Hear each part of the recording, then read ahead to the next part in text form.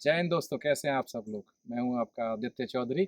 सबसे पहले तो मैं आप सभी का शुक्रिया अदा करना चाहूँगा कि आपने मेरे पहले 2 वीडियो को इतने ज़्यादा लाइक एंड शेयर किए हैं, उसके लिए तहे दिल से आप सभी का शुक्रिया। जैसा कि आपने देख लिया होगा कि आज का हमारा थंबनेल है कि कनाडा में एक्चुअली खर्चा कितना होता है। As a student, international student, 1 महीने का कितना खर्चा होता है।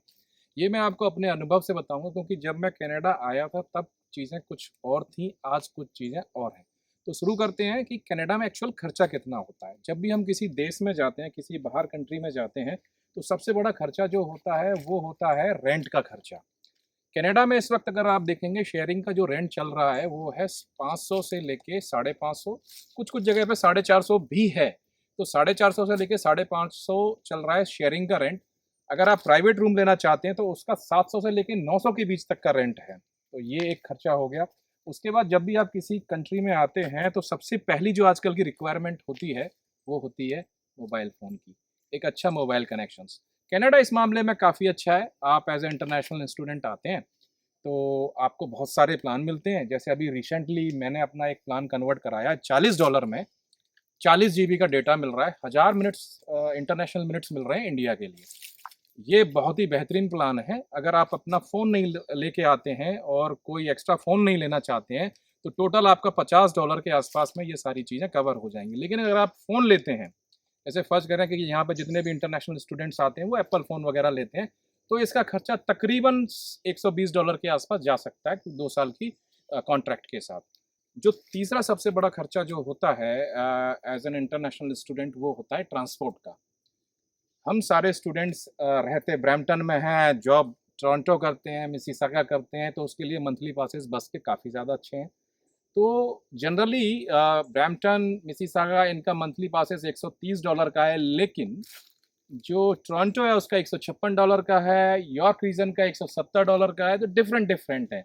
तो तकरीबन ये मैं मान के चलता हूँ कि $150 के आसपास एक महीने तक, एक महीने का आपका जो खर्चा होता है वो ट्रांसपोर्ट का होता है। ये तो खर्चा हुआ $150 पर मंथ ट्रांसपोर्ट का। अभी एक और खर्चा है ग्रॉसरी का। कनाडा में महंगाई बहुत ज़्यादा बढ़ चुकी है, इन्फ्लेशन रेट बहुत ज़्यादा हाई है। जिस वक्त मैं आया था तो एक गैलन दूध, जो मिल्क का जो रेट था वो था तकरीबन $6.5, आज की डेट में $7.5 है। तो जनरली ग्रॉसरी का जो खर्चा होता है शेयरिंग बेसिस में अगर आप करेंगे तो तकरीबन $250 के आसपास आता है। कुछ लोग अगर ग्रोसरी शेयरिंग नहीं करना चाहते, अपना टिफ़िन लगाना चाहते हैं, तो तकरीबन $200 में 8 रोटी, 2 सब्जी, 1 रायता, इनके साथ टिफ़िन सर्विस लग जाती है। बट उसके साथ आपके नाश्ते के खर्चे एक्स्ट्रा हो जाते हैं और भी चीज़ें जो बढ़ जाती हैं। लेकिन ग्रोसरी आप करेंगे तो आपको एक्चुअली फ़ायदा ये, बेनिफिट ये होगा कि आपका डिनर, लंच, ये सारे ब्रेकफ़ास्ट, ये सारी चीज़ें उसमें कवर हो जाती हैं और उसका खर्चे जो आते हैं वो तकरीबन $250 से $300 मैक्सिमम जाता है। अगर हाँ, ये शेयरिंग में रहते हैं। अगर आप इंडिविजुअल रहते हैं तो $50 ऊपर नीचे हो सकता है। अभी हमारा जो सारे खर्चे तकरीबन कवर हो चुके हैं। एक खर्चा ऐसा और है जिसको हम कभी गिनते नहीं हैं, वो होता है एंटरटेनमेंट वाला खर्चा।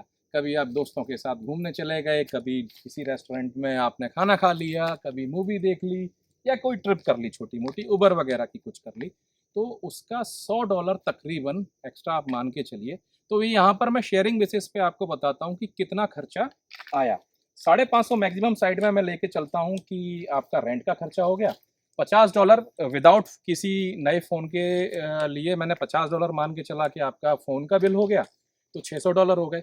$150 मैं यहाँ पे मान के चल रहा हूँ कि आपका जो ट्रांसपोर्ट का खर्चा होगा, तो 600 प्लस 150 हो गए $750। ग्रोसरी का मैं $250 मान के चल रहा हूँ, ग्रोसरी $250 के आसपास आ जाएगी। तो हो गए आपके $1000, $100 एंटरटेनमेंट का खर्चा मान के चल रहा हूँ, आपके हो गए $1100। ये मैं अपने अनुभव से कह रहा हूँ कि $1100 कट टू कट खर्चा है कनाडा में एज एन इंटरनेशनल स्टूडेंट आज की डेट में। हाँ, अगर आप सिंगल या प्राइवेट रूम में रहते हैं तो ये खर्चा तकरीबन $1500 पर महीने जाएगा। क्योंकि जितने भी मैच्योर स्टूडेंट होते हैं वो शेयरिंग को पसंद नहीं करते, तो वो अपना अलग रहना चाहते हैं, तो बेटर है अगर वो अलग रहेंगे तो तकरीबन $1500 के आसपास का खर्चा होगा। ये था मेरे अनुभव के द्वारा एक इंटरनेशनल स्टूडेंट का कितना खर्चा होता है महीने में। अगर आपको ये वीडियो पसंद आए तो please like and subscribe my channel. और हाँ दोस्तों, एक बात मैं बताना चाहता हूँ मैं एक ऐसा अनुभव शेयर करने जा रहा हूँ आप सबके साथ कि कनाडा में एज एन इंटरनेशनल स्टूडेंट कैसे एक स्टूडेंट को 1,25,000 प्लस डॉलर का पैकेज मिला। इसके बारे में मैं अगला वीडियो मेरा इसके बारे में होगा। तब तक के लिए जय हिंद, जय भारत, नमस्ते।